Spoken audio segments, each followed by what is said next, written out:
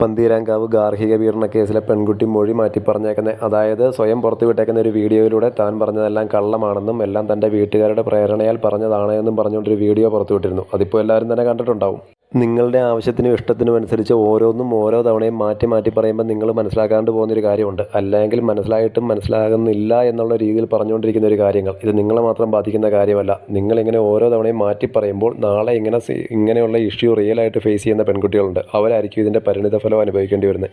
അവരിങ്ങനെ ഒരു പീഡനം അനുഭവിക്കേണ്ടി വരികയും പുറത്ത് പറയേണ്ട ആ ഒരു അവസ്ഥ വരുന്ന സാഹചര്യത്തിൽ ആദ്യം കമ്പയർ ചെയ്യപ്പെടുന്ന നിങ്ങളെപ്പോലെയുള്ള ആളുകളുമായിട്ടായിരിക്കും. കാരണം ഇതിനു മുമ്പ് ഇങ്ങനെ ഒരാൾ വന്നു, അവരിന്ന് പറഞ്ഞ നാളെ പറഞ്ഞില്ല, അത് മാറ്റി പറഞ്ഞു. അപ്പോൾ ഇതിലേതാണ് സത്യം ഏതാണ് കള്ളമെന്ന് എങ്ങനെ അറിയുമെന്നായിരിക്കും ആദ്യം ജനങ്ങൾ ചോദിക്കുന്നത്. അതായത് ദുരിതം അനുഭവിക്കുന്ന ഒരാളുകളുടെ കൂടെ നിൽക്കാൻ പോലും ഇന്ന് ആളുകൾ പേടിക്കുന്നു. കാരണം ഇതെങ്ങനെയാണ് സത്യമെന്ന് വിശ്വസിക്കുന്നത്? ഇതല്ലേ സിറ്റുവേഷൻ. കോളിളക്കം സൃഷ്ടിച്ച പന്തീരാങ്കാവ് ഗാർഹിക പീഡന കേസിൽ നാടകീയ വഴിത്തിരിവ്. ഭർത്താവ് രാഹുലിനെതിരെ താൻ നടത്തിയ ആരോപണങ്ങളെല്ലാം തെറ്റെന്ന് കേസിലെ പരാതിക്കാരിയായ പെൺകുട്ടി വെളിപ്പെടുത്തി.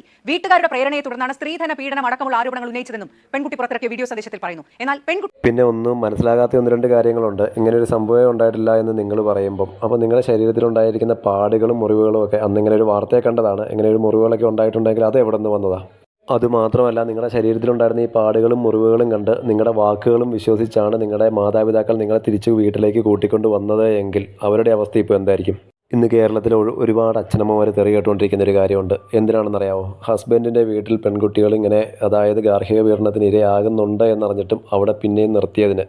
എന്താണെങ്കിലും സ്വന്തം മകൾക്ക് ആ ഗതി വരരുത് എന്ന് കരുതിയിട്ടായിരിക്കും നിങ്ങളുടെ വാക്കും വിശ്വസിച്ച് അവർ നിങ്ങളെ വീട്ടിലേക്ക് കൂട്ടിക്കൊണ്ട് വന്നതും ഹസ്ബൻഡിനെതിരെ കേസ് കൊടുക്കാൻ പ്രേരിപ്പിച്ചതും. അതെന്താണെങ്കിലും അവിടെ നിൽക്കട്ടെ. പക്ഷെ നിങ്ങൾ പറയുന്നത് നിങ്ങളുടെ സ്വന്തം വീട്ടുകാർ പ്രേരിപ്പിച്ചതാണ് നിങ്ങളെ കൊണ്ട് ഇങ്ങനെ മൊഴി കൊടുക്കാനും കേസ് കൊടുക്കാനുമെന്ന്. അപ്പോൾ നിങ്ങൾക്ക് സ്വന്തമായിട്ട് ചിന്തിക്കാനുള്ള കഴിവൊന്നുമില്ലേ? നിങ്ങൾ അത്യാവശ്യം എഡ്യൂക്കേറ്റഡ് ആയിട്ടുള്ള ഒരാളല്ലേ, സമൂഹത്തിൽ ഇറങ്ങി ജീവിക്കുന്ന ഒരാളല്ലേ. ഇങ്ങനെയൊന്നും ഉണ്ടായിട്ടില്ല എങ്കിൽ നിങ്ങൾ നിങ്ങളുടെ ഹസ്ബൻഡിനോടും കുടുംബത്തോടും കാണിച്ചേക്കുന്നതിൻ്റെ അകത്ത് എന്തെങ്കിലും മര്യാദയുണ്ടോ? അത് നിങ്ങൾക്ക് എങ്ങനെ ന്യായീകരിക്കാൻ പറ്റും? ഇനിയിപ്പോൾ നിങ്ങൾ രണ്ട് കുടുംബക്കാരും പറയുകയാണ് ഇത് നിങ്ങൾക്കുള്ളിൽ ഒതുങ്ങി നിൽക്കുന്ന കാര്യങ്ങളാണ് എന്ന് പറഞ്ഞാൽ തന്നെ ഇത് സമൂഹത്തെ വേറൊരു രീതി ബാധിക്കുന്നുണ്ടോ? ഞാൻ ആദ്യമേ പറഞ്ഞില്ലേ, ഇങ്ങനെ ഇഷ്യൂ ഫേസ് ചെയ്യേണ്ടി വരുന്ന ആളുകൾ നാളെ മുന്നോട്ട് വരുമ്പോൾ അവരെ സപ്പോർട്ട് ചെയ്യാൻ പോലും ഒരാളില്ലാത്ത അവസ്ഥ വരും.